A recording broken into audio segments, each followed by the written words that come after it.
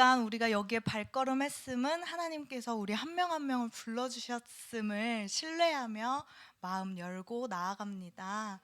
우리에게 말씀하여 주시고 일상 가운데에서 하나님의 향기를, 예수님의 향기를 드러내는 구체적인 방법에 대해서 알고 돌아갈 수 있도록 도와주세요. 감사드리며 예수님 이름으로 기도합니다. 아멘. 네, 제가 기도에서 얘기한 것처럼 제목은 직업과 선교이지만 직업을 가지지 않으신 분들도 지금 하고 계신 일들, 가정에서의 사역들, 또 교회에서의 사역들, 그리고 부름받은 모든 곳에서 예수님을 어떻게 전할 수 있을 것인가에 대해서 나누는 귀한 시간이 되기를 바라면서 조금 넓게 준비를 해봤어요. 직업에만 국한된 것이 아니라. 네, 한번 넘겨주세요. 오늘은 오리엔테이션 겸 1강을 이제 합쳐서 얘기를 해보려고 해요. 혹시 우리 모두가 일상 속에 보내진 선교사임을 인정하시나요? 네. 우리의 존재에 대해서 생각을 할 때 우리는 일상 속에 보내진 선교사라고도 할 수 있죠. 그런데 선교라는 단어가 우리에게는 참 이렇게 모호하게 느껴져요. 특히 우리나라에서는 그렇다고 해요. 여선교회, 남선교회라고 부르면서 그냥 간장게장 먹으러 가는 모임이나 교회에서 골프 치러 가는 모임에도 선교라는 단어를 많이 붙인대요. 그런데 선교라는 단어는 정확하게 이렇게 규정을 할 수 있다고 해요. 교회나 선교회 같은 어떤 단체에 되고 재정적으로 그리고 사역적으로 책무를 상급자에게 이제 이렇게 받아서 이행하는 자, 그런 자들이 선교사라고 불려진다고 해요. 그래서 선교사들 뭐 혜택 같은 거 많이 주잖아요. 그런 거에 아무나 내가 교회에서 여선교회라고 해서 그런 혜택을 못 받는 것은 그런 선교사의 정확한 정의가 있어서라고 한다고 합니다. 그래도 우리 안에서는 우리는 분명히 일상 속에 보냄받은 선교사라는 걸 인정은 하고 있어요. 그런데 실제로 그렇게 살아가고 있느냐에 대해서는 우리 스스로도 이렇게 반문해 볼 수 있는 거죠. 또 넘겨주세요. 우리 현희쌤 얼굴이 잘 안 보여서 여기 한 칸만 앞으로 나와줄 수 있을까요? 네. 그래서 앞에 부분에는 사실 이론적인 거를 살짝 다루고 뒤에 부분에 정말 실제적이고 우리가 궁금했던 이야기들을 솔직하게 한번 나눠보려고 해요. 그래서 일단은 선교에 대해서 그리고 내가 속한 직업과 어떤 관계가 있는지 한번 이론적으로 한 번만 가볍게 훑을게요. 그래서 직업은 우리 이 수업에서는 나를 위한 것이 아닌 하나님 나라를 확장하는 데 사용될 수 있는 도구로서 여기기로 약속을 하고 공부를 해 나갑니다. 여기에 포함된 직업이라는 단어는 나의 일상 이렇게 바꿀 수 있어요. 그리고 가정에서 하는 일, 섬기는 모든 일, 그리고 교회에서 하는 모든 일. 어떤 것을 저 직업이라는 단어에 넣어도 어색하지가 않죠? 한 번 더 넘겨주세요. 네. 선교를 이해하는 세 가지의 방법이 있다고 해요. 선교지에 대해서 처음에는 이해를 해야 합니다. 선교하면 보통 뭐 어떤 게 제일 먼저 떠오르세요? 그냥 이 수업하고 상관없이 평소에 외국에 나간 선교사. 네, 맞아요. 보통 그렇게 딱 이미지가 형성이 돼 있죠. 그래서 우리가 뭐 선교 여행을 떠난다 아니면은 비전 트립을 떠난다라고 할 때 교회에서 제일 먼저 준비하는 게 무엇인가요? 일본으로 간다고 생각을 해봅시다. 일본에 간다. 그럼 교회에서 뭘 준비해야 되나요? 저희가 선교사를 교육하는데 어떤 것들을 교육할까요? 언어에 대해서 교육합니다. 일본어 공부를 하기 시작하죠. 뭐 일상적인 용어나 아니면 복음을 어떻게 전하는지에 대한 용어. 또 현지인들의 문화가 너무 중요하겠죠. 어떤 것에 대해서 뭐 예의를 몰라서 우리가 좀 무례하게 한다거나 할 때 복음이 제대로 전해지지가 않으니까 뭐 그런 여러 가지 것들을 공부를 합니다. 그래서 선교지라고 하면 정확하게 문화가 다른 곳에 복음을 전하는 거라고 해요. 선교라는 단어 자체에 그런 의미가 있대요. 그래서 우리가 뭐 평일에 하는 SNS 선교팀이 있어요. 그럼 SNS도 우리는 타 문화로 보는 거죠. 어쨌든 어르신들이 잘 모르는 분야이고 저도 공부해야 할 분야들이 여전히 많고 하니까 SNS에 우리가 파송된 선교사라고도 우리 내에서는 부를 수 있는 거죠. 그리고 뭐 어디 나가서 그런 혜택은 받지는 못하겠지만, 선교사로서 혜택은 받지 못하겠지만 어쨌든 담임 목사님이라는 상급자의 그런 재정적이고 사역적인 책무를 받고 우리가 이행을 하잖아요. 그래서 SNS 선교팀도 선교팀으로 불릴 수 있는 거죠. 그런 것처럼 선교지는 문화가 다른 곳으로 정의가 될 수 있어요. 그러면 내가 보냄받은 그 곳도 어떻게 보면 선교지라고 할 수 있는 거죠. 먼저 가정에서 먼저 생각을 해보면, 내가 자녀를 대할 때 자녀의 세계를 다 알지 못해요. 성인이 될수록 더 그 세계를 알지 못한다고 하더라고요. 네. 그러니까 자녀의 세계에 복음을 전하는 일, 내가 부모로서 복음을 전하는 것도 가정사역에서 어떤 선교라고 할 수 있죠. 그럴 때 자녀 앞에 보여주세요. 네. 네. 자녀라는 자녀의 세상, 자녀라는 선교지를 이해하지 못하면 우리는 복음을 효과적으로 전하지가 못하게 되는 거죠. 그래서 첫 번째로는 내가 속한 공동체의 문화를 이해하는 게 중요해요. 자녀에 대해서 또 비유해 보면 자녀의 행동 양식이나 그들 또래의 가치나 믿음이나 그들 세계관들을 이해를 해야 되는 거죠. 그러면 또 뭐가 있을까요? 교회라고 생각을 하더라도 우리가 예전에 다녔던 교회들의 형식이 있어요. 문화들이 있어요.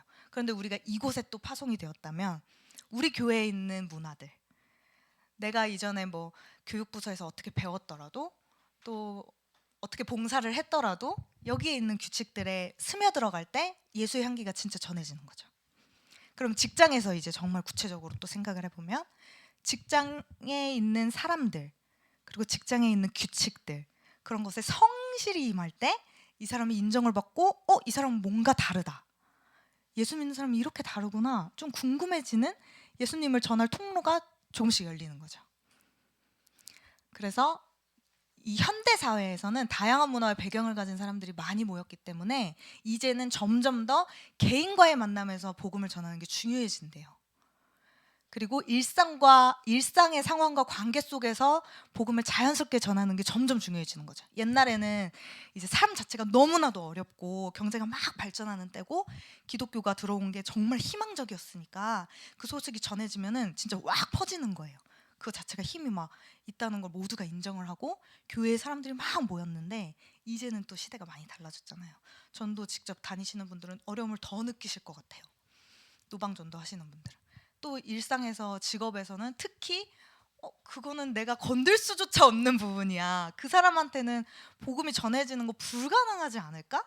내가 있는 곳에 나도 힘들어 죽겠는데 내가 여기서 예수님을 전하는 일이 뭐 가능할까? 이런 생각도 하셨을 것 같아요. 저도 그동안에 직장 뭐 여러 번 바뀔 때마다 그냥 너무 우울하게 진짜 불평만 하면서 그토록 원하던 곳을 아무리 가더라도 그렇게 지냈었거든요. 그래서 정말 자연스럽게 관계 속에서 전하는 것이 이 현대의 선교에 가장 필요한 부분이다 라고 이야기하고 있습니다. 어떤 선교와 직업에 대한 그 책이 한 권 있어요. 그래서 그거에 대한 이론들을 또 같이 정리를 해봤어요. 저희 교회 상황에 맞게. 또 넘겨주세요. 두 번째로는요, 선교의 방법에 대해 배워야 된대요. 첫 번째로는 선교지에 대해서 이제 우리가 이해하려는 노력이 필요했다면, 두 번째로는 방법이 필요한데 그들의 언어와 개념으로 그 상황에 맞게 설명하는 구체적인 방법을 고민할 필요가 있다는 거예요. 우리가 그들을 이해한다고 해서, 또 자녀로 예를 들어보면 자녀의 세계를 대충 안다고 해서 뭐 복음은 예수 그리스도가 십자가에 못 박혀 죽으시고 뭐 우리를 위해 가장 낮은 곳에 오셔서 뭐 성육신하셔서 이렇게 중얼중얼 설명한다면 아이에게는 효과적으로 전달되지 않을 수 있다는 거죠. 어떤 상황에 맞게, 그리고 내가 일하고 있는 직업이 있다면 그 직업에서 복음을 어떻게 전할 수 있을지 도저히 연결될 수 없을 것 같은 그 간극을 자연스럽게 어떻게 줄일 수 있을지까지 나눠볼 거예요. 다음 수업이 거듭될수록 각자 이제 딱 막히는 부분들이 있으시잖아요. 그거에 대해서 정말 현실적인 방법들을, 뭐 예를 들어 그냥 일상적인 얘기하기도 어려운 사이일 수도 있고, 아니면 어떤 분은 뭐 나 교회 다녀 이 정도 얘기는 할 수도 있는 분들도 있고 하잖아요. 그런 상황에 맞게 구체적으로 한번 생각을 해보려고 해요. 그리고 두 번째로 중요한 건 내가 익숙한 단어와 방법이 아니라 상대한테 익숙한 방식으로 전할 수 있어야 된대요. 제가 유치부에서 이런 얘기들을 할 수 없듯이, 이런 얘기를 하려면 정말 단순한 단어와 문장 구성으로 다시 한 번 더 정리해야 하듯이, 부르심 받은 그곳에 복음이 전해질 때는 그들의 언어로 바꾸는 게 필요하대요. 언어가 같은데도 신기하죠? 그런 것들 모두를 상황화라고 합니다. 또 넘겨주세요. 마지막으로 선교를 이해할 때 선교사, 그러니까 직업인 혹은 가정에 보내진 선교사로서의 역할을 이해해야 된대요. 복음을 전하는 메신저가 어떤 역할을 가지고 있는지를 이해해야 된대요. 첫 번째, 전염성 있는 그리스도인. 이건 정체성이죠. 예수님을 경험했기 때문에, 내가 이만큼 살아왔고 신앙생활을 이렇게 했기 때문에, 예수님을 알기 때문에 가르치는 것이 아니라, 제가 여기에 서 있는 것도 어떤 자격이 있어서 서 있는 게 아니라 그 예수님 사랑을 경험했기 때문에 전할 수 있고 서 있는 거죠. 하나님이 보내주신 거라는 그런 믿음의 확신이 있어야 된다는 말이에요. 그래서 내가 처한 상황이 어떠하든지 나를 통해 예수님이 전해질 수 있도록 나는 그런 전염성 있는 그리스도인이다 라는 확신이 있어야 된다고 해요. 그리고 두 번째는 그들의 문화에 침투하는 그리스도인. 이게 정말 어려운 게, 특히 크리스천 중에서는 여기가 이제 안전하다고 느끼는 거예요. 그래서 여기서 복음을 배우면 끝인 거예요. 세상은 복음을 전하기에 너무 두렵고 여전히 내 영성이 무너질 것 같은 두려움 가운데 있으니까 이 복음을 아직 거기까지 전하기에 영향력이 없는 거예요. 그리고 그들 문화에 휩쓸릴까 봐 신앙생활에만 이렇게 국한되어 있는 크리스천들이 많이 있거든요. 그런데 그들에게 감동을 주고 그들 문화에 흡수되면서 크리스천의 영향력을 끼칠 수 있는 그리스도인이 선교하는 직장인이래요. 근데 이게 참 어렵죠. 그들의 문화에 침투한다는 게 예수님으로부터 온 그 중심이 있지 않는 이상 거기에 동화돼 버리죠. 그냥 똑같아져 버리는 거죠. 예를 들어 술자리를 극단적으로 들 때에 그들 문화에 난 침투해서 그들의 마음을 감동시켜서 복음을 전하겠다 하더라도, 술에 대해서 하나님 앞에서 내가 다짐하고 선언한 것들을 지킬 때 전해지는 복음이 있는 거죠. 혹은 어느 순간까지는 같이 마셔야 될 수도 있을 것 같아요. 아니면 어떻게까지 정말 그렇게 마시는 게 어떻게 보면 제일 어려운 길이라고 해요. 왜냐면 그 사람이 이제 더 이상 안 마시려고 할 때는 몸이 아프던가 극단적인 더 큰 이유가 필요하다는 거예요. 그래서 오히려 쉬운 길은 정말 처음부터 흔들리지 않는 그런 믿음으로 그 문화에 흡수되지 않으면서 딱 기독교적인 그런 가치관으로 딱 맞서는 거죠. 그러면서 그들을 감동시키는 방법? 정말 어려울 것 같아요. 그래서 현실적으로 고민을 같이 해보고 싶어요. 왜냐면 직장에서는 그런 싸움들이 너무 많잖아요. 그리고 자녀 교육에 있어서도 그래요. 학원 가는 문제. 이것도 전 술 문제랑 다르지 않다고 생각해요. 시험 기간이나 그럴 때 무엇을 선택할 것인가, 그런 문제에 있을 때 한번 타협할 것인가, 아니면 그럼에도 그들에게 어떤 감동을 주어서 예수님의 편으로 예수님을 알릴 것인가, 그렇게 또 고민을 같이 해볼 수 있을 것 같아요. 마지막엔 헌신하는 그리스도인. 예수님이 성육신하셨음을 우리가 똑같이 경험해야 된대요. 부름받은 그곳에서 우리가 죽어야만 된대요. 그 말이 참,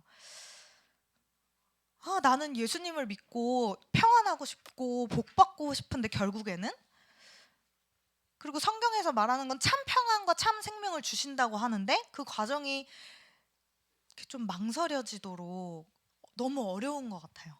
그런데 우리가 이런 모임들을 자꾸만 할수록 그게 어려운 것이 아니다.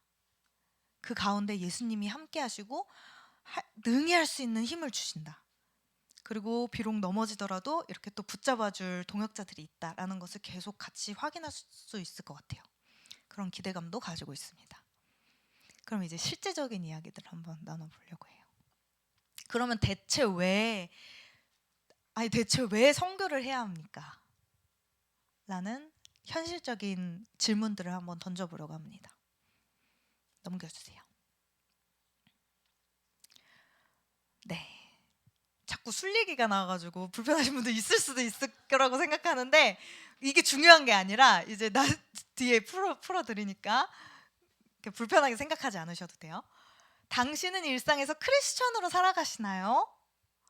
라고 물어볼 때 이 이전에 그냥 당신은 크리스천인가요? 라고 물어볼 때 우리는 네 맞습니다 라고 쉽게 대답할 수 있어요.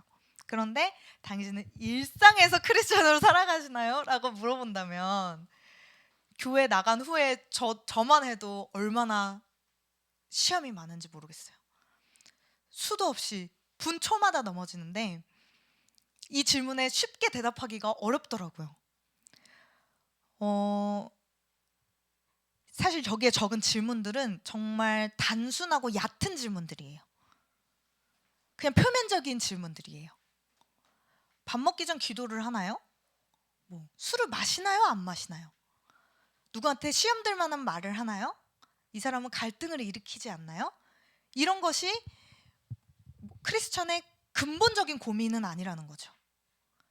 그냥 어떤 열매일 수는 있어요.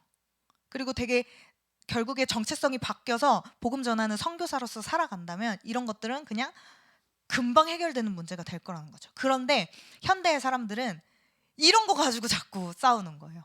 술을 마셔야 되느냐, 술자리 가야 되느냐 말아야 되느냐. 이 고민에서 우리는 조금 더 근본적인 고민들을 해서 이런 것들은 그냥 자연스럽게 해결되도록 해버리자는 거죠. 두 번째 질문. 그러면 교회에 다니는데, 네. 다음이요. 그러면 대체 왜 교회에 나는 분명히 다니는데 크리스천으로 살기가 어려울까요? 라는 질문을 할 때 세 가지 예시를 가져와 봤어요.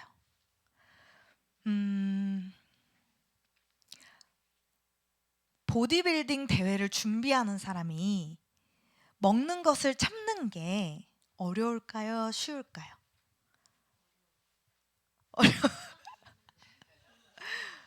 처음엔 어려워요. 그런데 쉬워져요. 특히 그냥 극단적으로 케이크를 참는 게 쉬울까요? 어려울까요? 그거는 정말 쉬워져요. 네. 배고픈 상태에서 먹는 걸 참는 그런 단순한 게 아니라 케이크나 초콜릿 이런 거에 대한 유혹에서 점점 쉬워지는 거죠. 이거는 나는 그냥 보디빌딩 대회를 준비하는 사람이야. 정체성이 바뀌어버리면 그냥 나는 그걸 할 수밖에 없는 사람이 되는 거예요. 이걸 먹을까 말까 고민이 안 돼버려요. 그것처럼 교회에 다녀서 내가 크리스천으로서 이걸 해야 되냐 말아야 되냐 고민을 하는 게 아니라 교회에 다니는 사람이 아닌 그리스도인의 정체성이 그냥 바로 서버린 사람은 해야 되냐 안 해야 되냐 고민해서 자유로워진 때가 와요. 그냥 나는 예수를 믿는 사람이니까 예수님 따라가는 사람이니까 당연히 이 선택을 해야 되네. 이렇게 된다는 거죠. 두 번째, 챗 GPT 이야기.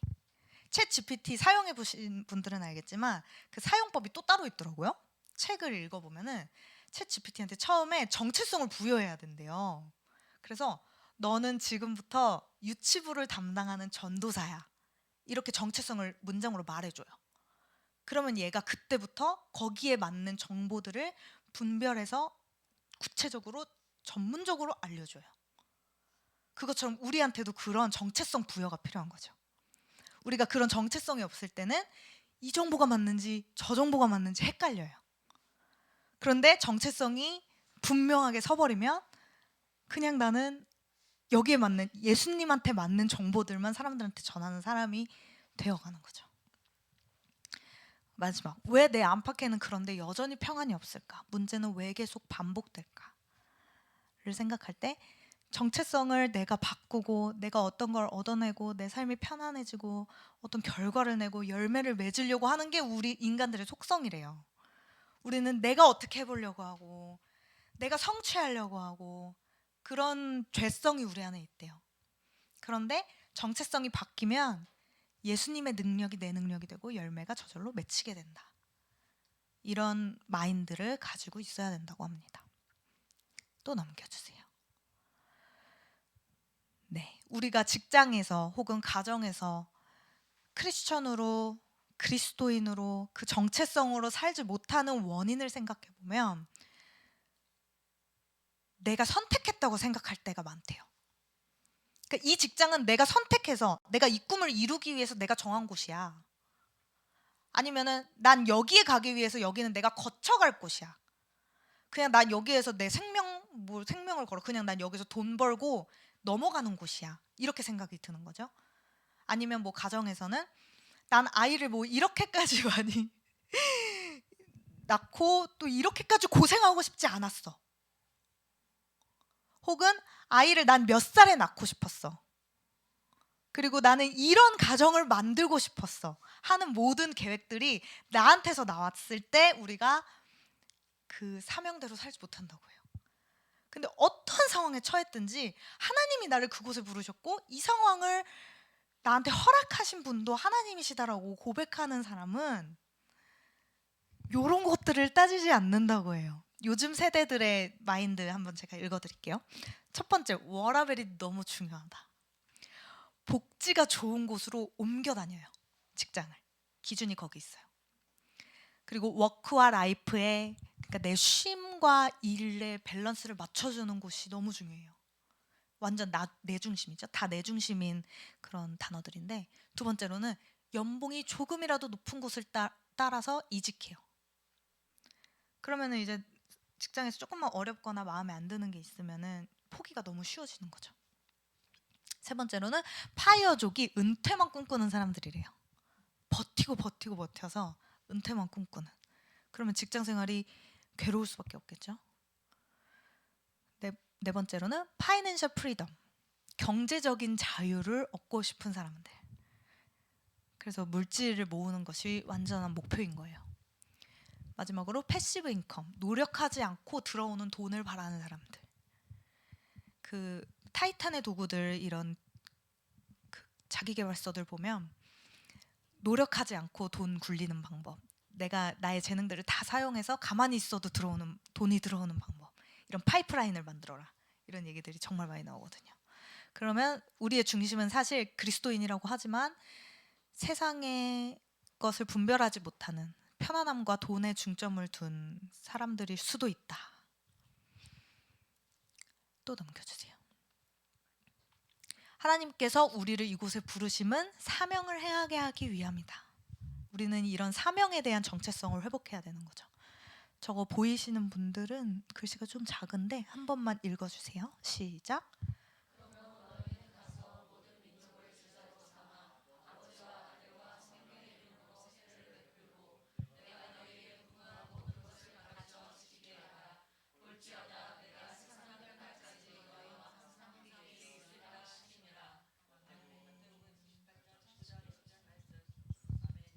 네. 우리가 이곳에 부름받은 이유는 무엇인가요? 말씀에서 혹시 정확하게 어느 부분을 얘기해 줄 수 있으실까요? 말씀에서 딱 발췌해서 단어나 문장, 명령, 우리에 대한 명령. 네, 저 들었어요. 가르쳐 지키게 하라. 네. 그리고 혹은 모든 민족을 제자로 삼아. 우리의 사명을 이렇게 분부해 주신 거죠. 또 넘겨주세요. 그런데 이 사명을 내가 행해야지, 내가 예수를 전하고 살아야지, 이게 사람의 힘으로 안 되는 거죠.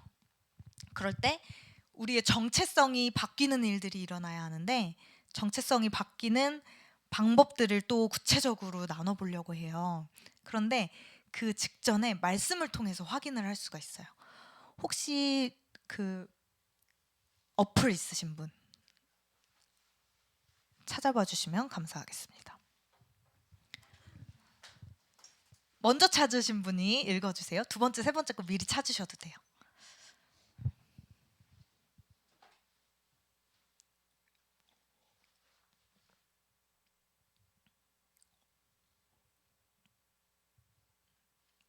먼저 찾으시면 크게 읽어주세요.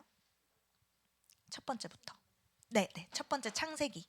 하나님이 자기 형상 곧 하나님의 형상대로 사람을 창조하시되 남자와 여자를 창조하시고 아멘. 그들에게 복을 주시며 하나님이 그들에게 이르시되 생육하고 번성하여 땅에 충만하라 땅을 정복하라 바다의 물고기와 하늘의 새와 땅에 움직이는 모든 생물을 다스리라 하시니라. 아멘.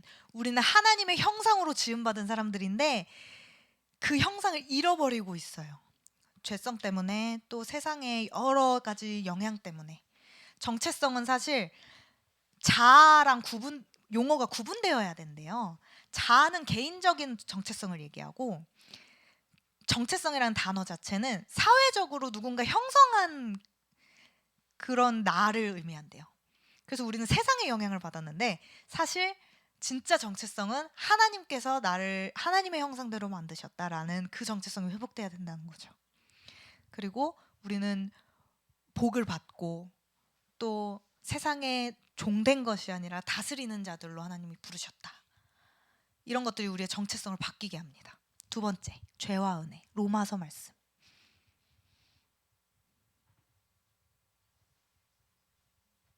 모든 사람이 죄를 범하였으며 하나님의 영광에 이르지 못하더니 그리스도 예수 안에 있는 성령으로 말미암아 하나님의 은혜로 값없이 의롭다 하심을 얻은 자 되었느니라. 아멘. 이걸 기억하지 않을 때 내가 하려고 한대요.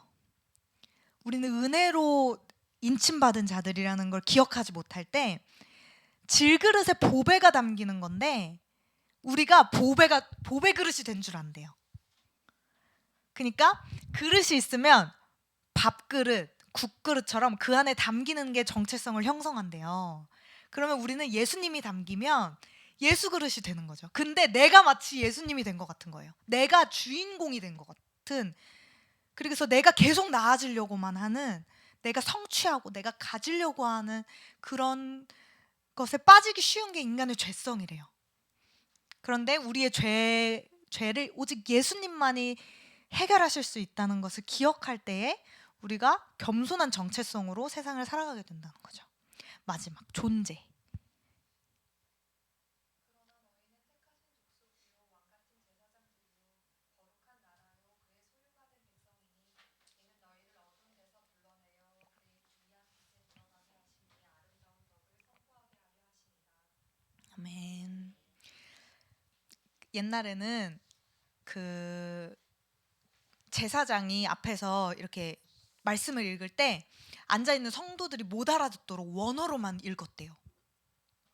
그런 것처럼 제사장을 통해서만, 고해성사를 통해서만 혹은 하나님께 닿을 수 있다라는 생각들이 있었는데 이제 이렇게 개혁이 되고 나서는 만인 제사장설이 나온 거죠. 우리 모두는 예수 그리스도로 인해서 하나님 앞에 나갈 수 있는 존재이다. 우리는 스스로 하나님을 찾을 수 있는 존재이다.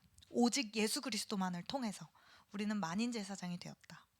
그래서 목사님만 사명이 있는 게 아니라는 거예요. 목사님만 예수를 전하는 사람이 아니라는 거예요. 그래서 우리는 모두 다 예수님의 덕을 선포하고 전하면서 살 수 있다. 이런 존재로 지음받았다. 이것이 우리의 정체성을 바꿔줄 수 있습니다. 이 말씀이 이렇게 한 번에 마음을 울리고 삶을 바꿀 만큼 이해가 안 되더라고요. 평생 아마 봐도 또 필요할 때마다 봐도 부족함이 없는 말씀인 것 같습니다. 나를 통해 하나님 나라가 임하게 하기 위해서 부르셨다.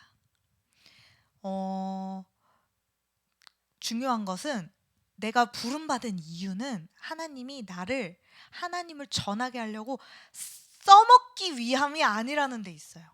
제가 되게 착각을 했어요, 그동안. 하나님이 왜 이렇게 날 써먹으려고 하지?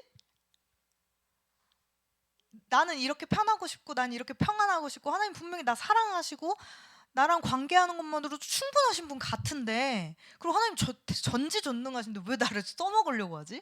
내가 없어도 하나님 일하실 수 있는데, 돌돌로도 찬양하게 하실 수 있는데 왜 이렇게 나를 고생시키시지? 이런 생각들이 막 틈탈 때가 있어요. 또 어릴 때부터 사역을 하면서 그런 생각들을 많이 했던 것 같아요. 그런데 하나님께서는 내가 필요해서, 내가 없으면 하나님이 일을 못해서 나를 쓰시는 게 아니라는 걸 알게 됐어요. 그냥 내가 하나님과 함께 누리기를 원하시는 분이라는 걸 알게 됐어요.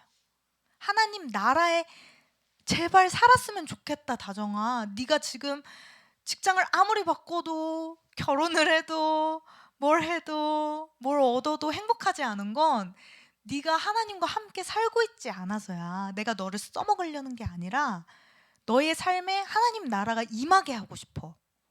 이런 얘기들을 해주시더라고요. 그래서 하나님 나라에 대한 개념을 다시 보니까, 가는 나라도 있지만 이미 임한 나라, 오는 나라라는 말이 훨씬 많아요. 성경에 천국이라는 단어는 한 번인가 나온대요. 근데 대부분의 하나님 나라라고 표기가 된대요.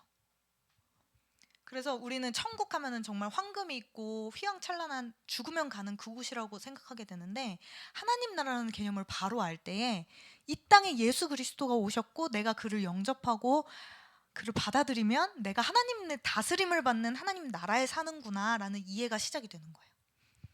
그럴 때 내가 서 있는 곳이 이제 점점 더 하나님 나라가 되어가는 거죠. 그러면 가정이 하나님 나라가 되고, 회사가 하나님 나라가 되고, 일상에 함께하는 하나님을 점점 발견하게 되면 삶은 여전히 힘들지만 이겨낼 힘들이 생기는 거죠. 그러면 밑에 같은 일들이 실제로 일어난대요. 업무 태도가 달라진다. 성실하게 되는 거죠. 두 번째, 사람을 죽게 하듯 대한다. 아무리 마음에 안 드는 사람이라도 하나님 앞에서처럼 조금 더 참을 수 있는 거죠. 괴로움 중에도 인내하는 힘과 능력을 주신다. 우리는 작은 상처에도 인내하기 어려워하지만 하나님께서 그런 힘과 능력을 주시는 거죠. 성과가 난다. 성실히 하니까 성과가 날 수밖에 없겠죠. 그러면 또 사람에게나 하나님에게나 인정받는 사람이 된다. 실제로 한 예를 가져와 봤어요. 직장에서나 교회에서도 마찬가지고 가정에서도 마찬가지예요. 우리 어머니 아버지가 나를 의지하는 때가 와요. 그리고 어느 부분에서, 그리고 직장에서 나보다 나이가 높거나 직급이 높은 사람, 일에 대해서는 너무 철저한 사람인데 자기 문제에 대해서는 해결하지 못하는 사람이 나한테 고민 상담을 하는 일이 생겨난대요. 이건 주영광 목사님이 실제로 겪은 일이래요. 그리고 두 번째로는 내 문제 해결을 위해서만 기도하던 나의 좁은 지경이 하나님 나라로까지 확장되는 일들이 일어나는 거죠. 그러면은 이제 내 문제에만 늘 끙끙댔던 사람이 훨씬 더 넓은 것들을 품고 기도하게 되고, 하나님께서는 또 기도하는 것들 땅에 떨어지지 않게 또 이루게 해주시니까요. 실제로 삶의 지경이 넓어지는 거죠. 세 번째로는 내가 가는 곳마다 하나님의 일을 하도록 환경, 재물, 평화를 허락해 주심. 이건 하나님과 동행하는 사람, 하나님 나라를 살기로 다짐하는 사람에게 부어주시는 은혜 같아요. 실제로 발을 떼지 않는 사람에게는 일어나지 않는 일, 살지 않는 사람에게는 그런 사람은 느낄 수 없는 일. 네, 그래서 직업 선교사로서 내 일상에서 나의 정체성을 회복하는 5단계를 앞으로 소개를 할 텐데, 오늘은 그 5단계가 무엇인지만 간단하게 알고 첫 단계에 대해서 얘기하고 끝내려고 해요. 첫 번째, 땅을 가는 것이 필요합니다. 우리는 모두 예수님을 영접한 사람들입니다. 그런데 여전히 우리 삶의 많은 부분들이 하나님 안에서 온전해져야 할, 거듭나야 할 필요성을 느끼고 갈망하고 있어요.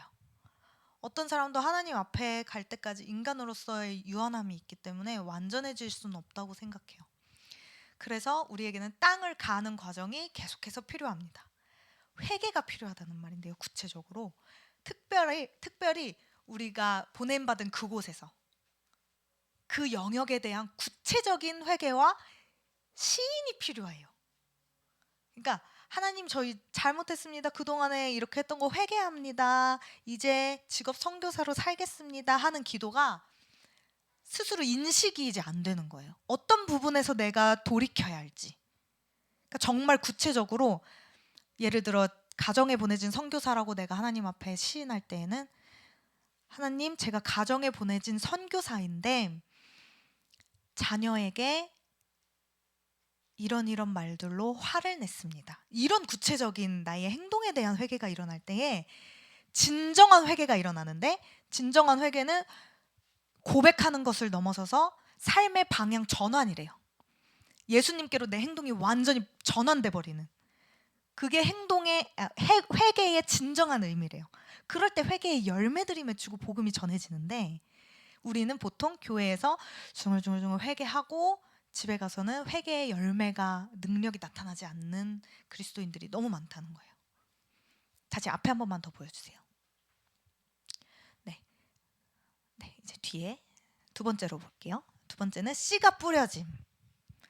회개를 하고 나서는 땅을 이제 경작을 이렇게 해놓은 거예요. 그동안 돌이 있었으면은 돌도 걸러내고 가시가 쓰레기가 있었으면은 쓰레기도 이렇게 솎아내고 땅을 경작하는 과정이 필요하고 그 후에 이제 씨를 이제 심는 거죠. 근데 말씀에 이렇게 나와요. 씨가 언제 어디서든지 뿌려지고 있대요. 그리고 무작위로 누구에게나 전해지고 있대요. 말씀이. 그런데 듣는 자가 없대요. 씨를 잡아서 심는 사람이 없는 거예요. 그래서 그게 능력으로 나타나는 사람이 적은 거죠. 세상에서의 빛의 역할을 하는 그리스도인이 적어지는 건데 우리는 교회에 일단 이런 것들을 참여하시는 것만으로도 씨를 심을 준비가 된 분들이다. 씨를 심었다. 그 시작이 이미 된 분들이다라고 자부심을 가져도 되는 거죠. 우리 안에는 씨가 심겨진 거예요. 우리는 말씀 앞에 섰습니다. 예배를 통해서 은혜를 받습니다. 양육을 통해서도 계속 깨닫습니다. 그런데 보통 여기서 끝나버려요. 여기서 나가면 이제 끝이에요. 혹은 다음에 오면 다시 처음부터 배워야 돼요. 다음 주에 여기 오면 집에 가서 해야 될 과정들을 안 하고 삶에서 살아내지 않고 또 와서 똑같은 얘기를 듣는 거예요. 그럼 올 때마다 은혜는 돼요. 근데 삶은 바뀌지 않아요. 세 번째, 물을 주고 햇빛을 받음. 그래서 개인 경건의 시간을 꼭 가져야 된다고 이야기합니다. 새벽 기도를 통해서 도움받을 수도 있고요. 하나님 앞에 정말 독대해서 기도하는 시간이 필요하고요.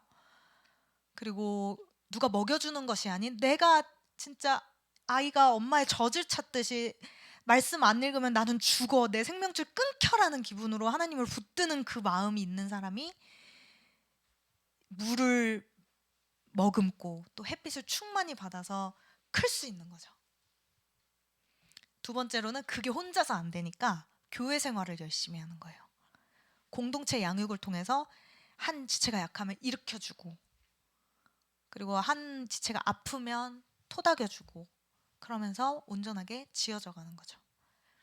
이 과정에서 우리는 예수님과 함께함으로 믿음이 싹트고 자라나기 시작합니다. 너무 당연한 얘기들인데 이거를 이제 직장으로 가져오면 또 완전히 새롭게 적용할 점들이 생길 것 같아요. 네 번째로는 풍파를 이겨냄. 직장에서 내가 막 궁시렁궁시렁 했던 그 불만하는 마음이 이제는 불편해져요. 이런 것들을 자꾸 들으면 이 얘기를 듣고 집에서 어떤 일을 마주했을 때 마음이 불편하지 않고 여전히 내 죄성대로 행한다면 그건 예수님을 내 안에, 성령님을 내 안에 모시지 않은 거겠죠. 근데 예수님이 내 안에 오시면 씨가 심겨졌다면 그러면 그것들이 부대끼기 시작해요. 그러면서 영적 전쟁이 막 느껴지는 거예요. 그럼 오히려 막 이런 느낌도 들어요. 내가 예수님 괜히 믿어서 이 수업 괜히 들어서 너무 많이 저보다 더 많이 느껴보셨을 텐데 내가 괜히 이 길을 가겠다고 해서 그런 원망들이 또 생겨나기 시작하는 거죠. 그럴 때에 낙심하지 않고 계속 말씀을 붙들면서 분별해 나갈 때 옛 습관이 끊어지고 이게 진짜 회개인 거죠. 그래서 회개가 가장 첫 단계이지만 쉬지 않고 해야 되는 것이 기도와 회개라고 해요. 그리고 안팎의 고난을 성령의 도우심으로 이겨내가고 그런 이겨내는 승리의 과정들이 정말 결정적인 순간에 또 나를 무너지지 않게 붙잡아주고, 그러다가 연약한 새싹이 나무로까지 성장해 갑니다. 마지막이 그제서야 열매를 맺는 거예요. 제가 보면은 많이 고민하시는 부분들을 보면은 이걸 삶의 어떤 부분을 해결하고 싶어요, 고민이에요 하고 오는 분들, 또 목사님께 기도받는 분들이 정말 대부분이시죠. 그런데 열매를 바라기 이전에 이 과정들이 있을 때 열매는 비로소 나타나는 거래요. 나로 인해 예수님이 전해지는 거래요. 많은 사람들이 그냥 선한 영향력을 받기 시작한대요. 그 커다란 아름드리 나무가 있다고 생각해보면 그냥 새들이 와서 진짜 깃들어 쉬는 거예요. 그런 영향력이 막 일어나는 거예요. 그리고 그로 인해서 그 열매 안에 또 씨앗들이 퍼지고 또 다른 생명들이 막 탄생하는 거죠. 그게 나의 일이라고 생각할 때 우리의 가슴이 벅찰 수 있어요. 또 내가 보냄받은 곳에서 어떻게 살아가야 할지 적극적인 기대와 그런 고민들이 시작될 수 있는 거죠. 마지막입니다. 네. 그래서 오늘은요, 진짜 저도 늘 회개가 하기 그렇게 싫더라고요. 왜냐하면 마주해야 되니까. 내가 그동안 외면해 왔던 거 겨우겨우 살기 위해서 내가 만들어놨던 질서들을 깨야 된다는 거예요. 자꾸 하나님이. 그래야 성장할 수 있다는 거예요. 바르게 하나님 안에서 깨끗해질 수 있대요. 근데 그거 마주하는 게 너무너무 싫은 거예요. 그 구체적인 질문을 제가 작성해 보는데 저절로 회개가 되어지더라고요. 제가 질문 하나씩 드릴 때에 흰 종이에, 빈 종이에 그냥 사실만을 일단 적어보는 거예요. 회개 제목으로 적지 마시고, 예를 들어 제가 일상에서 시간을 어떻게 사용하시나요? 라고 질문하면 1번 해서 분주하게 사용한다, 내가 원하는 대로 내 중심으로 사용한다, 혹은 자녀를 위해서 주로 사용한다, 뭐 이런 식으로 정말 일상에 일어나는 일 그대로를 한 줄씩 적어주시는 거예요. 그 다음에 그걸 나중에 회계 제목으로 바꿀 거니까 조금 칸을 나누고 2번을 적어주시면 돼요. 첫 번째부터 제가 질문 드릴게요. 여러분은 일상에서 시간을 어떻게 사용하시나요?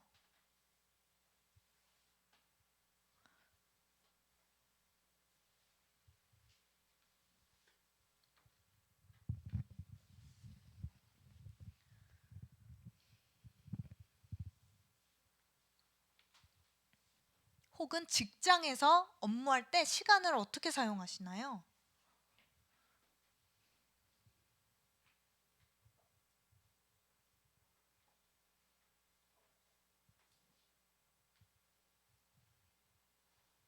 여기에 괄호 열고 예수님을 생각하는 시간이 있나요? 하루 중에 교회 오는 날 말고.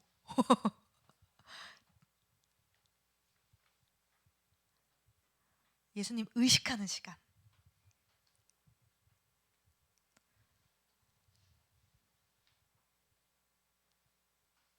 두 번째 질문, 조금 칸 한 칸 띄고요. 주어진 일에 대한 나의 태도는 보통 어떠한가요?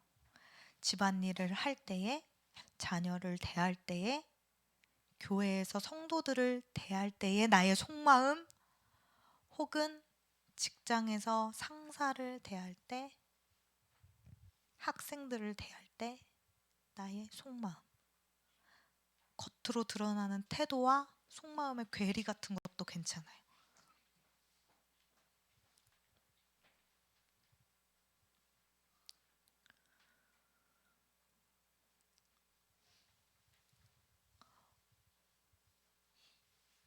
어떤 자기 스스로에 대한 안타까움이나 나한테 미안한 것들을 적으셔도 돼요. 스스로한테.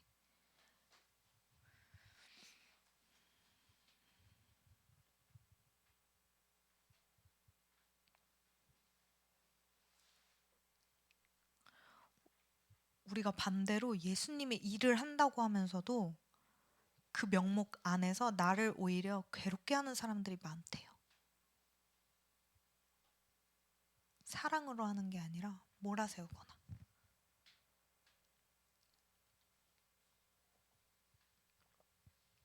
그럼 또 한 칸 띄우고 세 번째 3번. 무엇을 위해 돈을 벌고 있나요? 재정을 어떻게 사용하고 있나요? 까지. 무엇을 위해 돈을 벌며 재정을 어떻게 사용하고 있나요?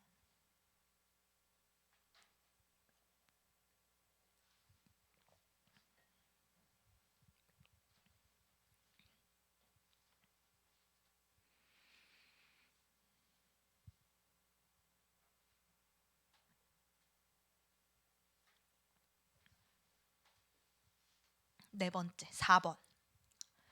내 주변 사람들한테 나는 어떻게 대하나요?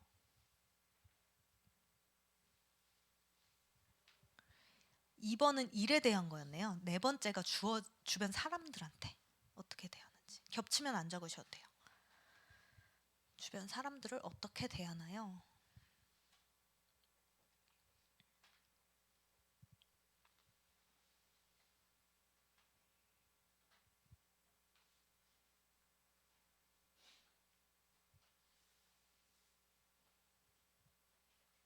다섯 번째도 될까요? 다섯 번째.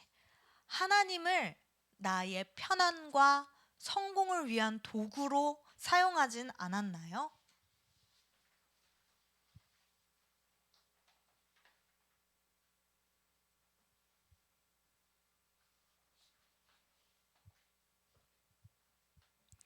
이거는 어떻게 알 수 있냐면 내가 기도하는 내용을 보면 알 수 있대요.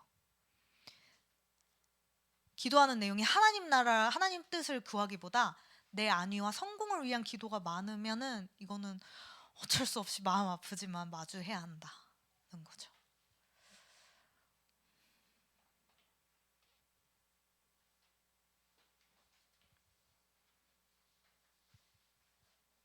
마지막은 이어지는 건데요. 예수님은 목숨을 내어주시면서까지 우리에게 생명을 주셨는데 나는 내가 준 것 아무것도 내어드리지 않고 유익만 얻으려 하진 않았나요? 이건 마지막 이어지는 두 가지였습니다.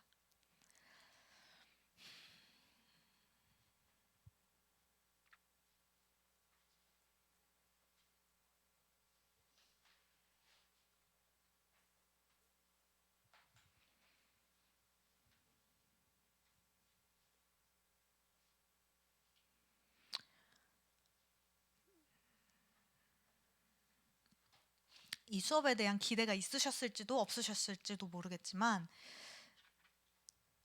직장에서 내가 부름받은 곳에서 열매가 있기를 우리는 바라게 되죠. 바라는 게 나쁜 것이 아니고 하나님께서 주신다고 또 약속을 하셨습니다. 그런데 이런 과정이 없이는 하기 어렵기 때문에 심각한 얘기를 오늘 할 수밖에 없었고 마주 할 수밖에 없는 것 같습니다. 이 또 사순절 기간임에 제가 특히 이렇게 의미 부여가 되어요. 예수님이 죽지 않고는 부활을 이렇게 이루지 못하셨던 것처럼 우리도 각 영역에서 우리의 옛사람이 죽어지지 않고는 성령의 열매가 맺혀지지 않는다. 우리가 죽음이 있을 때 부활이 있고 하나님 나라가 이루어진다. 이걸 참 머리로는 알지만 그렇게 살아내기가 너무 두려운 것 같습니다. 이제 이거를 회개 제목으로 그냥 바꾸면 돼요. 위에 쓴 거 그대로를 기도 제목으로 바꾸면 돼요. 어떻게 하냐면 일상에서 시간을 어떻게 사용했나요? 여기에 대해서 저는 매우 분주하게 사용합니다. 하나님을 위한 시간을 내지 않습니다. 하면은 하나님을 생각하지 않고 내일에만 분주했음을 회개합니다. 이렇게 바꾸는 거예요. 뭐뭐해서 회개합니다. 그대로 바꾸면 돼요.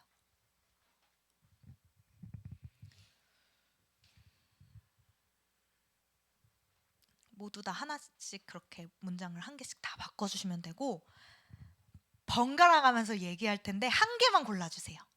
그중에 얘기할 수 있는 거 하나 정도는 있잖아요.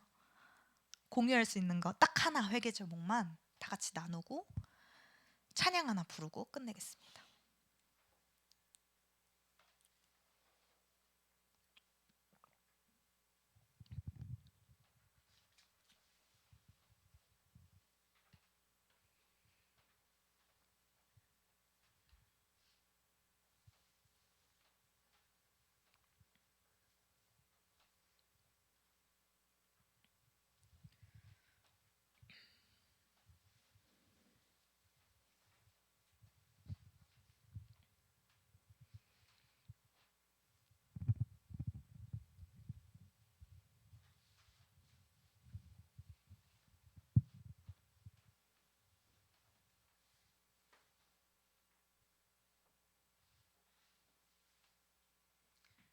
배경음악을 깔아드리고 싶어요. 저는 이런 거 할 때 꼭 배경음악을 깔아가지고.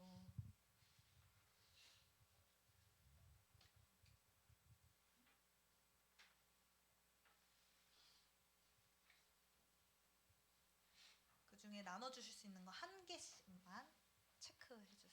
딱 하나만.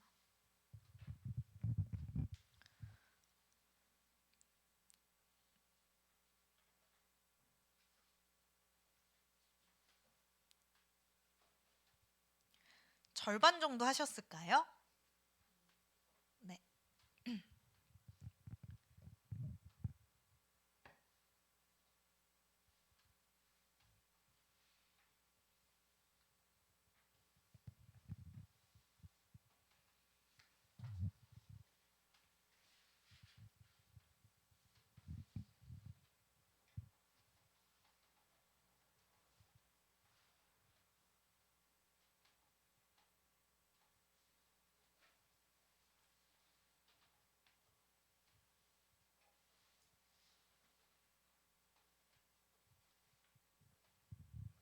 제가 진짜 회개하니까 바뀌기 시작하더라고요.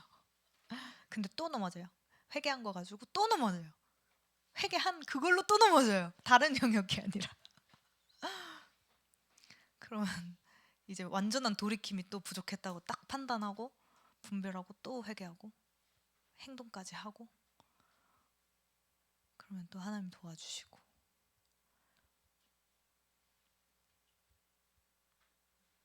그럴 때 이제 해야 될 마음가짐이 있는 것 같아요. 아, 나는 왜 이 모양이지? 나는 언제쯤 바뀔까가 아니라 그냥 아, 나는 그렇구나. 그러고 예수님 도와주세요. 라고 도움 요청하는 것. 꼬꾸라지는 걸 사탄이 바라니까요. 넌 안 돼라는 걸 심어주거든요, 자꾸. 네, 이제 한 개씩만 얘기해 주시는데 우리의 마지막 기도라고 생각을 하고 한 분씩 이렇게 해서 회개합니다. 이렇게 다음 분이 회개합니다. 이렇게 해서 회개합니다 하고 모두 끝나면 예수님의 이름으로 기도합니다. 아멘. 마지막에만 붙여주시면 됩니다. 박서영 원사님부터 부탁드릴게요. 한 문장. 한 문장 아무거나. 네, 딱 하나만 뽑아서. 지금 이게 기도라고 생각하고 한 문장을 이렇게 해서 회개합니다. 이렇게 해주시면 됩니다.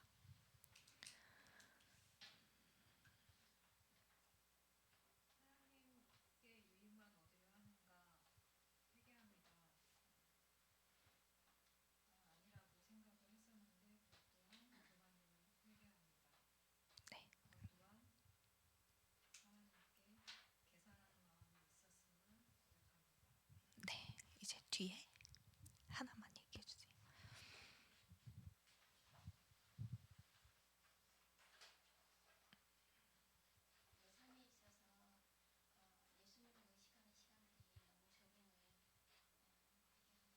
시간들이 너무 적음을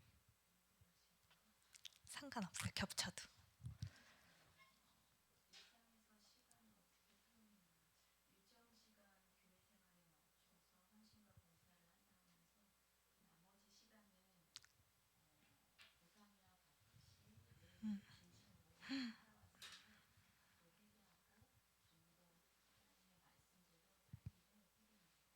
아멘.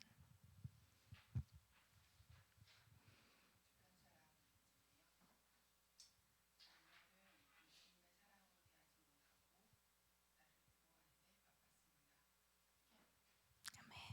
하나 집사님. 이번 집안일 등 내 한계 이하로만 하는 것을 회개합니다. 아멘. 현이. 돈 버는 이유가 나 자신의 이유보다 하나님께 더 쓰임 받기 원합니다. 아멘. 네. 저는 내 주변 사람들 어떻게 대하나요? 주변의 청년들의 은혜를 많이 받았으면 좋겠어서 예배는 다른 공예배 막 나오라고 좀 제안을 많이 했는데 그냥 기도를 많이 해줬으면 좋았을 텐데 비문주의를 쓴 것에 대해서 회개합니다. 아멘. 네. 박민정 권사님. 학교에서의 여러 가지 일들에서는 성실하게 하면서도 퇴근 후에는 피곤하다는 이유로 아이들의 육아나 양육에 부족했던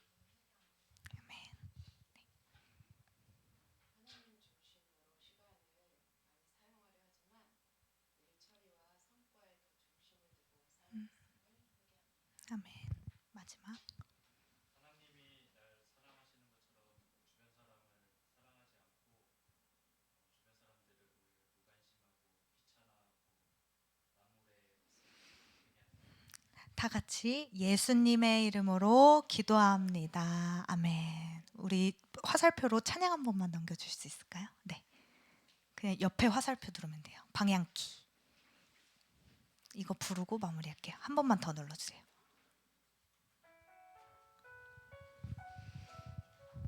이 찬양이 오늘 나눈 내용 너무 잘 표현해줘가지고 앞으로의 여정을 생각하면서 같이 불러주세요.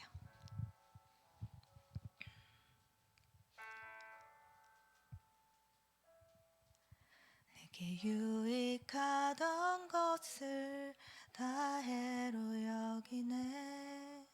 구주를 위하여 모두 다 버리네. 모든 것을 잃어버려도 아깝지 않음은 예수를 아는 지식이 가장 고상함이라.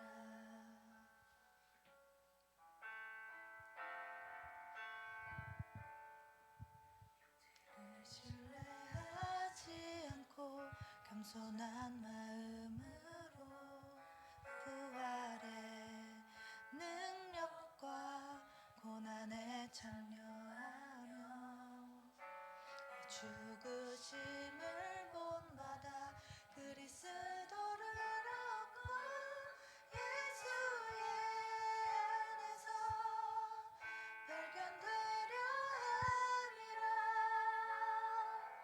표대를 향하여 그리스도 예수 안에서 부름의 상을 위하여 달려가노라.